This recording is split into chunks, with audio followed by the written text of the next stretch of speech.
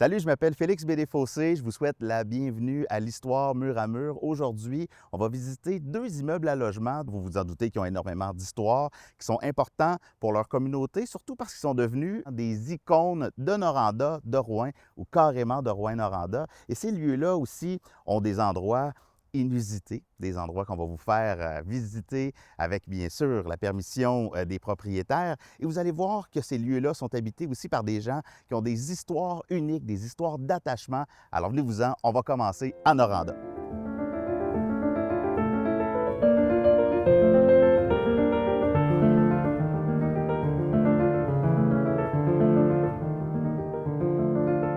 Monsieur Lee, Oui. bonjour.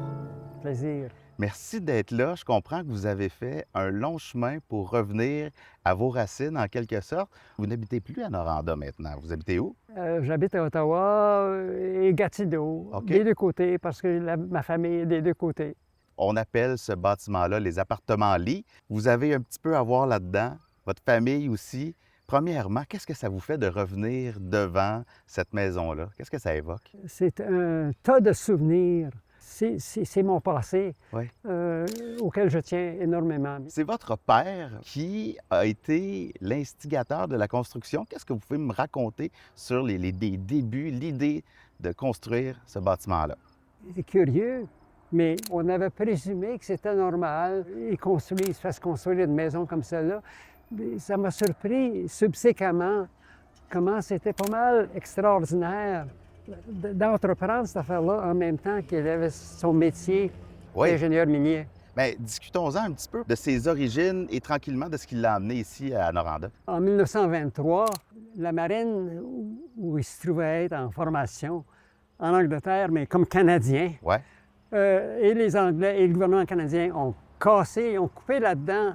Ouais. Alors, il est retourné à l'Université de Toronto cette fois-là. OK. Il est devenu ingénieur minier en 24, 25, 26 à peu près. Là. Et ça, cette période-là, du milieu des années 20, c'est une période de foisonnement incroyable dans le domaine minier. Ah oui, ça donnait. Il est venu participer à ce foisonnement-là et ça l'a amené en tant qu'ingénieur minier pour la Noranda ou qu'est-ce qui est Non, arrivé? il était à son compte toute sa vie durant. OK. Il n'a jamais travaillé pour qui que ce soit, sauf ceux qui l'engageaient comme ingénieur minier Je comprends. pour aller évaluer le minerai d'un terrain donné Ouais. dans le Grand Nord. Là.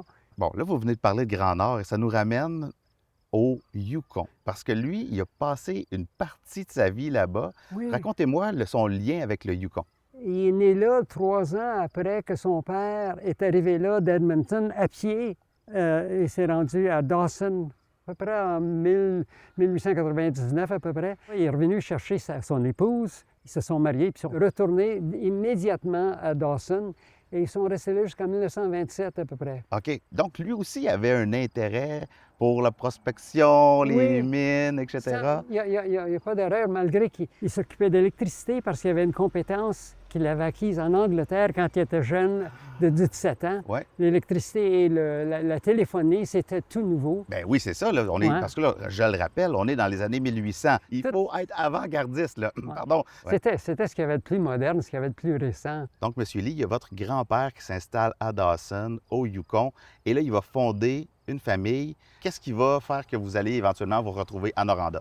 Je pense que la notion de minerai, puis tout ça, la ruée, ça a dû l'influencer toute sa vie durant. Il fallait qu'il se trouve un métier parce que la marine, il n'y en avait plus. Et c'est là que ça a commencé. Et il avait grandi là-dedans, votre père. Oui, Donc, il c'est un avait- peu normal qu'il ait un intérêt pour le développement minier. Oui. Et ultimement, c'est ça qui va amener votre père à Noranda Oui. et ultimement à la construction de cette maison-là. Oui. Moi, je vous propose qu'on aille Le chemin voir direct. à l'intérieur maintenant. Peut-être Ouais. pour vous rappeler des souvenirs. On y va? Allons-y, oui. Là, j'ai hâte de voir ça. Monsieur Lee, nous sommes maintenant à l'intérieur du bâtiment qui porte votre nom de famille, grâce à votre père qui en a été l'instigateur. Et on se trouve carrément dans un loyer où vous avez habité avec la famille. On a choisi précisément autour de ce foyer parce que vous m'avez dit qu'il n'a pas tellement changé. Qu'est-ce que ça vous a fait quand vous êtes entré dans le loyer ici? C'est exactement la même pièce qu'avant, sauf cette affaire-là en haut, là. Oui, là, on a un écran géant à côté de nous, là. Oui, c'est ça. Ça, c'était pas là à l'époque.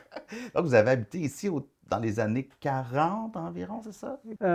41, 42 peut-être. OK. Mais j'étais tout petit. Cette maison-là, pour votre père, qu'est-ce qui l'a inspiré, savez-vous? Je pense que ce sont ses voyages en Angleterre, peut-être qu'ils l'ont... Et justement, il a passé 4 ou 5 ans au moins Ouais. à vivre en Angleterre, à se promener un peu partout. Puis il y a des régions comme Chester. C'est identique à cet arrangement avec la boiserie Oui. qui sont organisées comme ça. Mais c'était particulièrement important pour certaines régions anglaises, Ouais. ce style-là, exactement. Donc, vous avez grandi dans un Noranda qui était majoritairement anglophone aussi, mais où il y avait des francophones. Mais vous avez Oui. connu vraiment une autre époque de Noranda, là. Oui, mais c'était un mélange Noranda, mais principalement anglais. Oui. Alors, on était bien servis, mais on était servis au niveau de 2, 3 langues constamment qu'on entendait parler, que ce soit du russe ou de l'allemand, ou des fois de la Finlande, des Oui. fois. Donc, vous avez vraiment connu le Rouyn-Noranda cosmopolite. Notre génération, on entend encore des noms de famille qui viennent d'Europe de l'Est, qui viennent de Scandinavie. On entend encore un petit peu d'anglophones, qui sont encore présents. Mais on se fait souvent dire qu'à une certaine époque, justement, c'était ça le quotidien de Rouyn-Noranda. Vous l'avez vraiment connu. Ça, moi, je trouve que c'est d'une Oui. richesse incroyable d'avoir ce type de témoignage-là. On ne se rendait pas compte, mais on vivait dans un monde qui avait une ouverture d'esprit. Oui. Qu'on ne trouvait pas dans la grande ville de Montréal où j'ai fait mes études. C'est qu'à Montréal, on arrivait, les Juifs étaient là, Outremont, Canadiens français, Côte-des-Neiges, Juifs. Tout le monde était séparé par quartier. Exactement. Alors qu'ici, après la guerre et surtout, il y a des gens de Finlande, il y avait des Russes, il y avait des Polonais. Alors, je comprends que ce melting pot-là fait qu'il y a une ouverture d'esprit. On vit dans une communauté qui est super variée, on vit tout le monde ensemble. Ah oui. Et là, on est en 2025 ici. Vous avez fait en plus toute la route pour venir nous rencontrer. Je trouve ça incroyable. Je veux vous remercier du fond du cœur d'avoir pris ce temps-là avec nous. Je peux vous dire que c'est un plaisir, mais il fallait que ça se passe cette année parce que je ne sais pas combien de temps je vais être là. J'approche le 90. Christine Charon, bonjour. Bonjour. Donc, vous êtes propriétaire ici maintenant de ce superbe bâtiment Oui. qui est un des classiques de Noranda. On le reconnaît tout de suite. Qu'est-ce qui vous a donné le goût de l'acheter et qu'est-ce que vous saviez de ce bâtiment-là au moment de l'achat? Bien, c'est un hasard. J'étais avec ma filleule, puis on est passé devant le bâtiment qui est évidemment quelque chose qui est depuis que je suis toute petite, qui est fascinant, intriguant.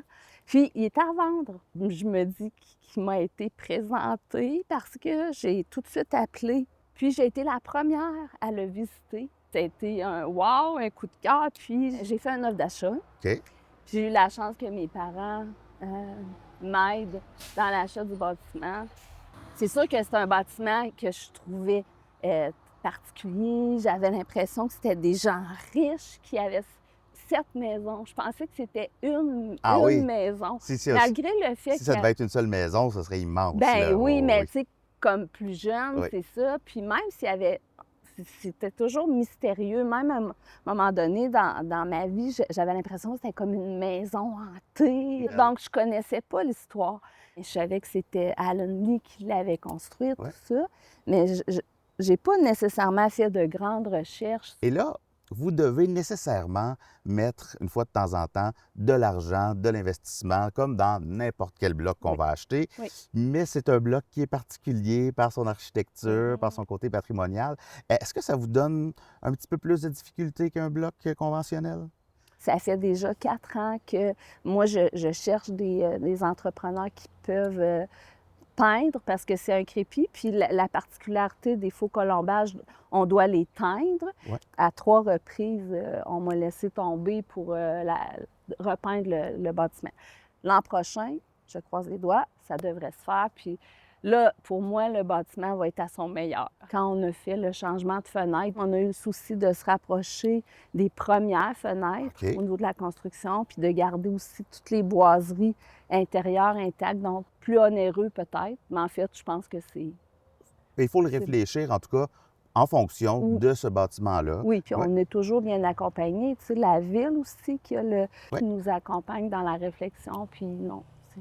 Là, vous avez mentionné deux mots qui ne sont pas nécessairement communs pour tout le monde, le crépi et le faux colombage. Et vous me parler de ces deux éléments-là, Bien, le puis de ce crépi, qu'on voit là, c'est aussi. Là. vraiment la finition qui est beige ou jaune. Ouais. Le bâtiment, là, tous les gens qui ont travaillé sur ce bâtiment-là ont vraiment décrit ce bâtiment-là comme étant extrêmement bien construit. Il n'y avait aucune pourriture autour des fenêtres, tout ça. Et donc, le matériau, le crépi, est quand même très en forme. Puis le faux colombage, c'est vraiment les poutres qui est juste En parure en extérieure. parure. OK, je vois. Et quels seraient vos coups de cœur par rapport au bâtiment? C'est sûr que l'apparence générale, la petite annexe, moi, la petite annexe m'a toujours plu. Puis à l'intérieur, ben moi, c'est la prestance de l'entrée, l'escalier qui m'a fait comme wow, parce que c'est comme des grands bâtiments de, tu sais, on est moins habitué ici, là. Donc, ce serait l'aire commune, finalement, là, en quelque L'air sorte. commune, puis les boîtes postales qui sont celles d'origine. Là. Les appartements, ils ont chacun leur petit cachet aussi, là, vraiment. Ben, on peut peut-être aller voir justement ces choses-là qui sont vos coups de cœur. Puis je pense qu'il y a même une de vos locataires qui va nous ouvrir ses portes. Oui. Ah ben, allons-y. Oui.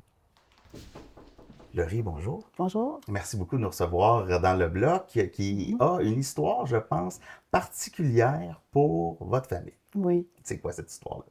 Bien, voilà 6 ans, quand j'étais en train de me séparer, je cherchais un loyer, puis j'ai vu qu'il y avait un loyer libre ici. Donc, j'étais très contente parce que mon père, il a grandi ici. Ah ouais? Oui. Donc, je me rappelle très bien d'avoir venu visiter ma grand-mère ici quand j'étais petite. Et je me sentais comme si je revenais chez moi un petit peu, là, puis c'était réconfortant pour ça. Je pense que vous avez amené des photos, je pense. Oui. Est-ce qu'on peut voir? Oui, ça, c'est ma grand-mère, Alice Bose.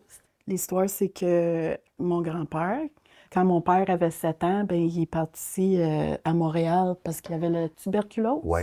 C'est ça. Fait que de l'âge de 7 ans jusqu'à l'âge de 14 ans, quand il est décédé, mon père, il a vu son père une fois par année. Ça me fait penser que ma grand-mère était toute seule, rendue toute seule avec ses enfants. Puis, dans le fond, je fais un peu comme ça aussi, pas pour les mêmes raisons, là, mais...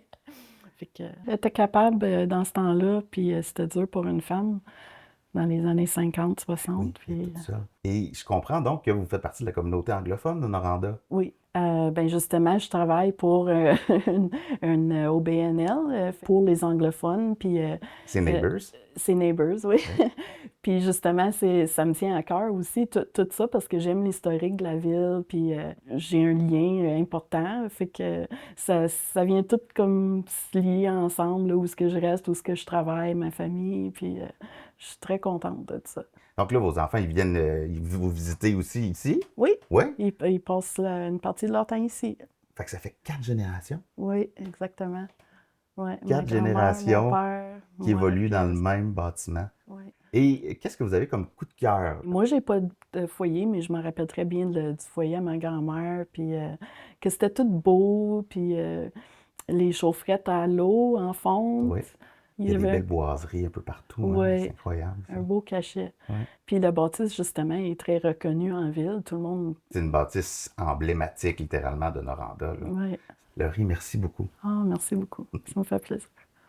Une des choses qui est intéressante, c'est qu'on a gardé l'alcôve. On a ici, dans la salle de bain, la pharmacie. Puis on a, ce qui est particulier, c'est le tire-pit. C'est que les odeurs sont tirées. Donc, chaque appartement est relié à un système qui est en ventilation dans le grenier. Oui. Puis ici, il y a le bain aussi qui a été... qui est conservé puis qui est quand même particulier parce qu'on a les poignées, c'est en fond, donc régulièrement, je refais la porcelaine. C'est extrêmement lourd. Ouais. Puis il y a les fenêtres, comme toutes les boiseries autour des fenêtres sont conservées. Christine, on est rendu au sous-sol et vous voulez nous montrer un lieu spécial? Mm-hmm. C'est quoi? Oh my God! OK, c'est l'espèce de vieux... Quoi, c'est une fournaise en fond, c'était en fait la chaufferie où on avait le charbon. Hey, ça a l'air d'un monstre, littéralement. Oui, vraiment. Hey, ça devait nourrir les cauchemars des enfants qui ont vécu ici. S'ils pouvaient se rendre ici, là, c'est sûr. Ben, moi, j'ai décidé de le laisser là pour faire foi de l'histoire. Tant qu'elle aurait pu mettre un sourire là-dessus, quelque chose qu'on ait moins peur, je ne sais pas. Oui. Il y a une chose aussi que je trouvais particulière. d'une cavité qu'ils avaient creusée pour avoir accès à l'annexe. Ah, le trou qui est là, oui, c'est ça. Oui, Ils ont fait qui un trou donne dans la accès, fondation. oui, dans la fondation, qui donne accès à l'annexe. Fait que c'est comme un petit passage secret, là, Oui, ici, qui va jusque-là. oui, qui Oh. donne à l'annexe. Ah, ouais. OK, c'est vraiment Ouais, quelque chose, oui. ça. Ça, c'est les portes d'origine. Wow! Quand je parlais que c'était comme un peu une maison hantée, c'était ça au Ben départ oui. qu'il y avait. Puis moi, ben, au fur et à mesure, j'ai quand même conservé les cadrages, puis on a aussi... À mesure qu'il y a eu des rénovations, Ouais, des trucs comme ça, ben oui, il faut les garder parce que si des fois, justement, il y a des il y a réparations des à faire. réparations. Ben, on en a utilisé d'ailleurs. Il y a 2 ou 3 appartements qui ont encore ces... Les planches à repasser qui étaient comme encastrées dans les murs, là. Oui, Ouais, qui hey, étaient comme ça, une c'est armoire. ancien, là, ouais. En fait, comme on peut voir, il a déjà été utilisé. Là. Ça a cogné fort. Ah, Ting, ting, ouais, OK, ting. donc à force de cogner, ça a Ouais, creusé ça à l'a l'intérieur. creusé le bois. Ouais. Il a fait de la Ouais. visite. Il y avait... il y avait de la visite. C'est l'appartement d'ailleurs où vivait Alan et Ah sa oui, famille. la famille Lee, donc. Oui, Ah, oui, ouais. oui. Ah, c'est L'appartement.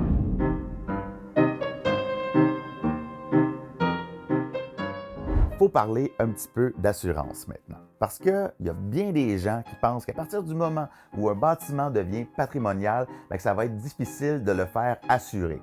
Je vous rassure, ce n'est qu'un mythe. En fait, il faut le voir comme ça, il y a des dizaines de milliers de bâtiments au Québec qui sont dans le patrimoine, bien entendu. Et il n'y a pas des dizaines de milliers de gens qui ont de la difficulté à faire assurer leur bâtiment. Absolument pas. Plutôt, il va y avoir, oui, une infime minorité de propriétaires qui vont peut-être avoir certaines particularités dans leur contrat d'assurance, mais c'est lié au fait que leurs bâtiments sont très particuliers. Il faut avoir des éléments de construction qui sont vraiment très, très, très spécifiques. Mais en général, il n'y a aucun problème pour faire assurer un bâtiment patrimonial. À partir du moment où vous allez vouloir faire assurer votre maison, eh bien, il va falloir prendre en considération son statut légal. Parce que c'est certain qu'une maison qui est simplement ancienne ne va pas avoir les mêmes obligations qu'une maison qui, par exemple, pourrait être citée par la municipalité ou encore protégée par la loi sur le patrimoine culturel. Mais dans un cas comme dans l'autre, il va toujours y avoir une possibilité de faire assurer votre bâtiment. Donc, pour simplifier vos démarches en assurance, assurez-vous de connaître le statut légal de votre immeuble et puis ensuite, discutez avec votre assureur des différentes possibilités en cas de sinistre. Est-ce que vous voudriez, par exemple, le restaurer, que ce soit reproduit exactement de la même manière? Assurez-vous aussi de toujours conserver tout ce qui est papier lié aux rénovations, aux travaux d'entretien, etc., parce que ça aussi, c'est très important. Et il y a le Bureau des assurances du Canada qui peut être là pour vous accompagner dans tout votre processus d'assurance de votre bâtiment patrimonial. Bref, assurer une maison patrimoniale, c'est pas mission impossible, absolument pas. Il y a des gens qui le font à peu près tous les jours parce que c'est un processus qui est tout à fait normal. Il suffit d'avoir les bonnes informations. Il y a des ressources pour vous aider aussi. Il y a des gens qui peuvent vous aider à vous guider dans tout ce grand processus-là. Et dites-vous que vous êtes en train de protéger un trésor. Votre immeuble est précieux. Marie-Ève Goulet, bonjour. Enchantée.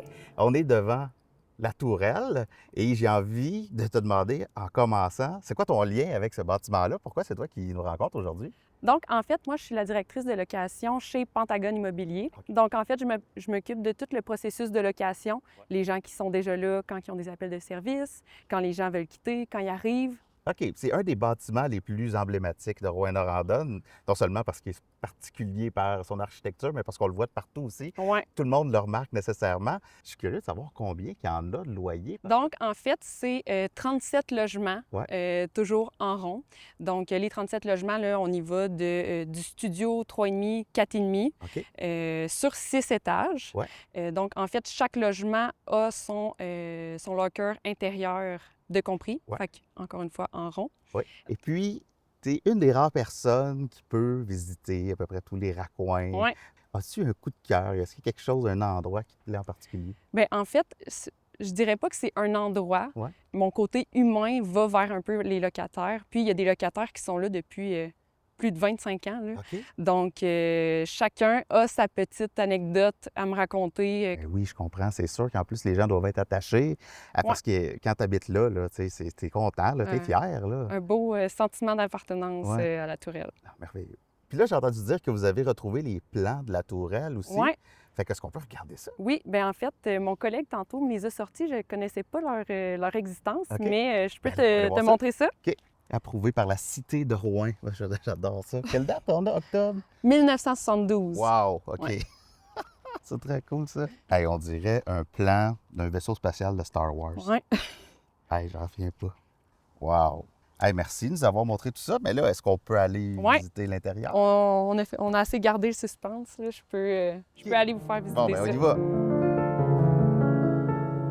Donc, c'est un logement de type 3,5 OK. au 4e étage. Hey, je suis tellement content parce que je m'étais toujours demandé comment s'était fait un loyer à l'intérieur. Ouais. Donc, ici, ben, petite cuisine avec... Oui, c'est ça, là, l'évier ici, la Ouais. place pour la cuisinière, le frigidaire. OK. Ici, donc, la salle de bain Ah, ah, avec bain-douche. d'accord. Voilà. Après ça, il y a une chambre Ouais. ici, je comprends bien, 3,5, c'est ça? une OK. chambre. Donc, Ah, la ouais. fenestration, là, Avec une belle grande fenêtre aussi, ouais. ça c'est le fun par exemple, j'avais pas vu ça. Puis, le salon, comme ça, Ah ouais, hey, air là. ouverte. Ça là, Puis, la porte patio comme triple en quelque sorte. Oui, C'est- mais ça, chaque logement de la tourelle a son balcon, là. Fait que là, on a une belle vue sur la ville de Rouyn-Noranda, puis en même temps, ben, il y a plein d'arbres aussi, fait Ouais. qu'il y a comme un côté nature, puis on a la vue en plus.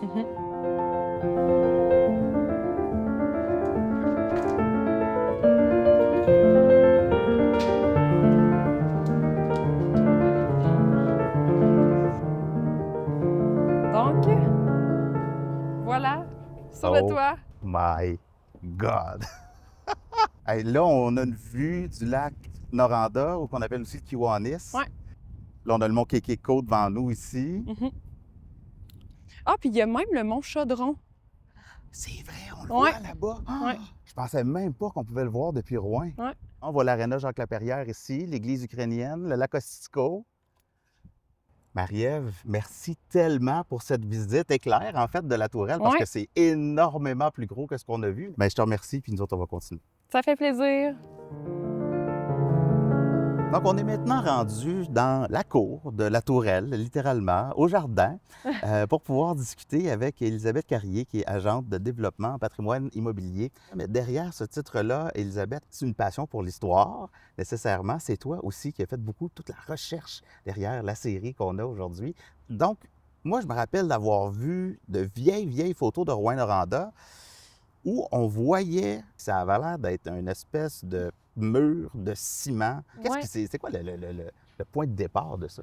Je pense que beaucoup de personnes ont entendu parler d'une guerre entre le député Larivière et le maire Cahouette à l'époque. OK. Et Monsieur Larivière, Neil Larivière, s'est fait bâtir une magnifique maison qu'on voit derrière nous un Elle peu. est juste derrière nous. Exactement. Donc, il y a une rivalité entre les deux hommes. Monsieur le député Larivière a sa grande maison, une belle maison, située quand même sur un promontoire. Donc, il est très haut, il y a une belle vue, des beaux couchers de soleil. Ouais. Puis, le maire de l'époque, M. Cahouette, apprend qu'il y a une prime à payer de plus pour les gens du secteur parce que les pompes ne sont pas suffisamment fortes pour envoyer l'eau jusque dans les bonnes fontaines Ouais. d'ici, parce que c'est surélevé. Ouais. Puis que ça puise jusque du lac du Faux, là, ça puise de loin. Oui, il est loin, puis il est pas mal plus bas. Ouais. Exactement. Donc, il faudrait trouver une solution pour avoir un château d'eau en hauteur. Lui, il fait une pierre deux coups et décide de bâtir un château d'eau à quelques mètres de la maison du député pour un peu, je crois, nuire à sa vue. Puis on Quand même. s'entend, c'est 1 million de gallons d'eau qui peut rentrer là-dedans. Là. C'est pas juste une petite tank là, à côté de sa maison. Ouais. C'est très gros. Là. Ouais. À ce que j'ai compris, il n'y a jamais eu d'eau là-dedans. Ça reste controversé. Il y a des gens qui disent qu'il y en aurait déjà eu, OK. d'autres qui n'ont jamais eu une goutte dans ce château d'eau-là, mais assurément, il n'était pas utilisé. C'était une coquille vide, un éléphant blanc qui ne servait pas. Donc, cette fameuse coquille, elle a été construite à peu près en quelle année? Ça serait au début des années 50. Donc, il y a quasiment une vingtaine d'années ou quelque chose comme ça qui vont se passer. Il ne se passe rien avec ce bâtiment-là. Puis à ce moment-là, on est début des années 70, un certain monsieur, homme d'affaires, qui s'appelait Gilles Huot, Oui. circule pour aller à son chalet avec sa famille. Puis un de ses enfants lui demande « Papa, il se passe quoi avec ça? Bonne question. » Puis il a répondu « Rien. » Puis c'est là que l'idée est venue dans sa tête, Oui. de dire « Il se passe rien avec ce bâtiment-là. Moi, je vais le prendre puis je vais le transformer en totalement autre chose. » OK.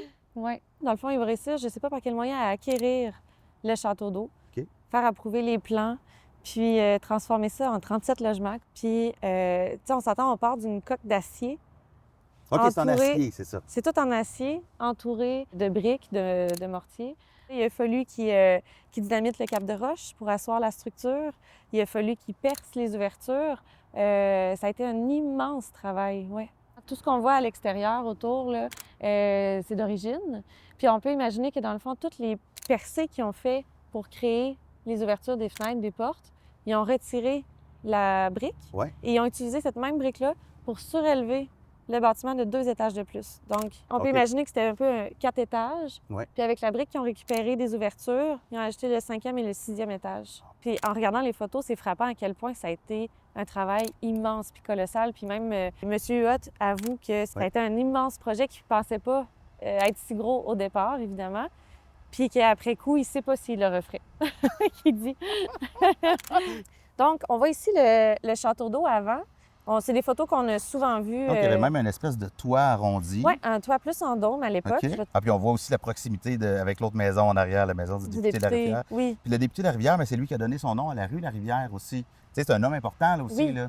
Fait que d'avoir mis ça dans sa cour, il fallait avoir du guts quand même, de la part du Marcahuette. Exactement. Puis d'ailleurs, il a fallu percer une grande ouverture, plus qu'une fenêtre, puis d'une Ouais. porte patio, là, pour faire toute rentrer la machinerie lourde. Tu sais, aujourd'hui, là, c'est dur de trouver des maçons, des bricoleurs, puis c'est très dur de faire une maison en briques. Ça en prend de la brique sur un méchant temps, là. Immense. C'est une structure... Puis l'intérieur était tout en acier, je t'en reparlerai. Ouais. On voit là, les étages qui étaient vides encore à ce moment-là. L'installation pour le dynamitage du sol, qu'il a fallu vraiment qu'il creuse loin pour toucher au roc. On a ici M. Huot OK. avec le contracteur de l'époque qui était OK. là pour faire tous les travaux.